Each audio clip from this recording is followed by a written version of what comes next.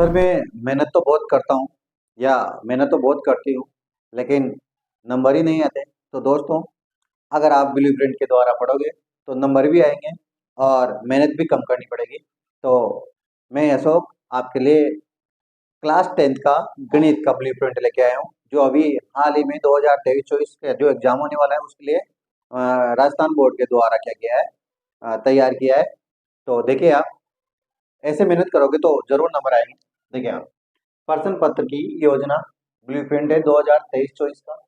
इसमें क्लास 10 की बात करें अपन गणित की, और जो आपका पेपर होता है वो 3 घंटे और 15 मिनट का पेपर होता है, 3.25 घंटे का पेपर होता है।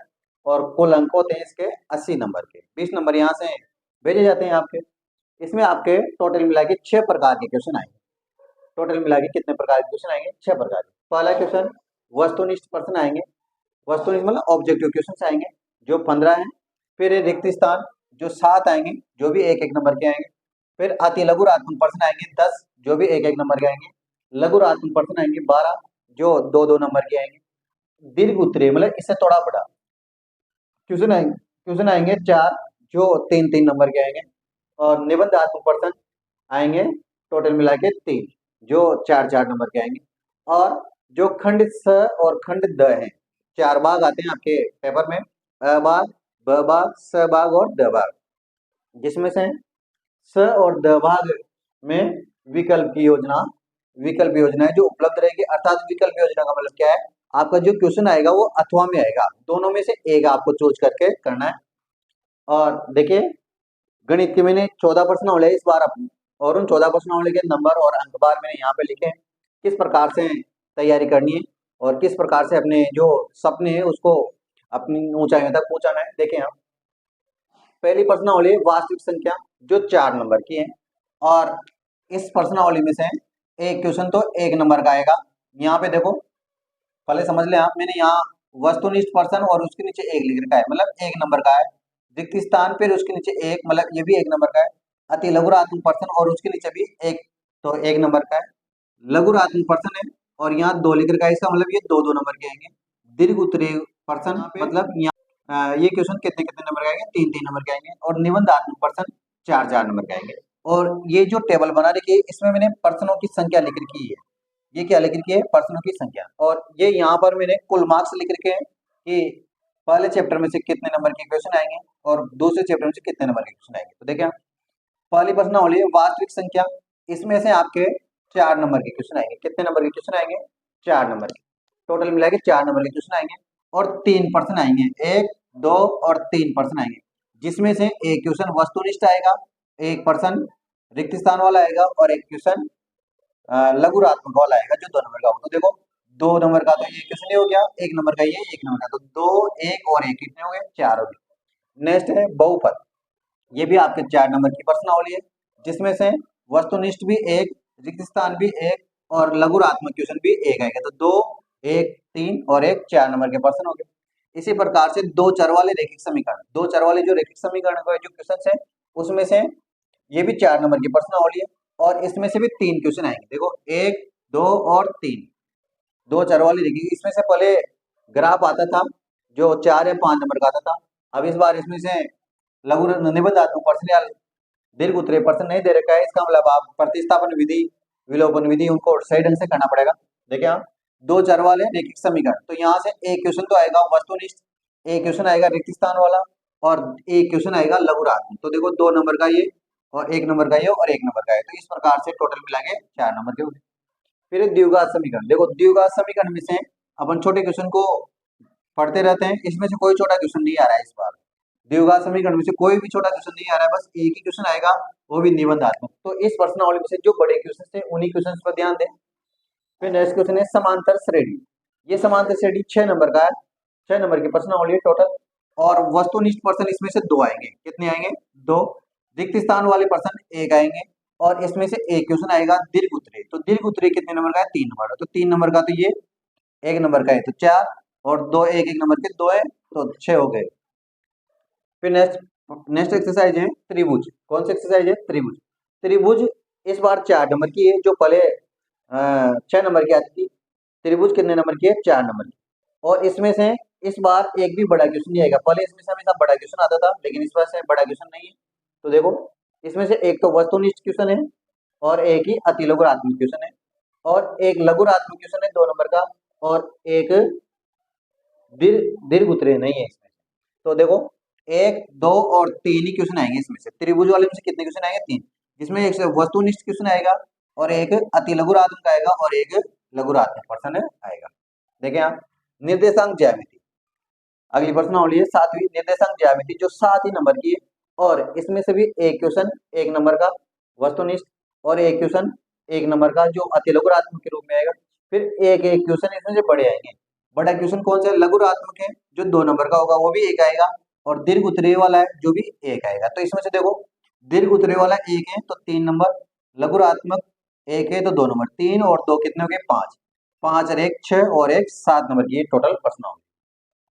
फिर देखो, ये बहुत इंपॉर्टेंट प्रश्नावली है दोनों, त्रिकोणमिति का परिचय और त्रिकोणमिति के अनुप्रयोग। टोटल मिला के 13 नंबर की प्रश्नावली हो रही है, और ऐसी 13 नंबर की प्रश्नावली है सांख्यिकी की।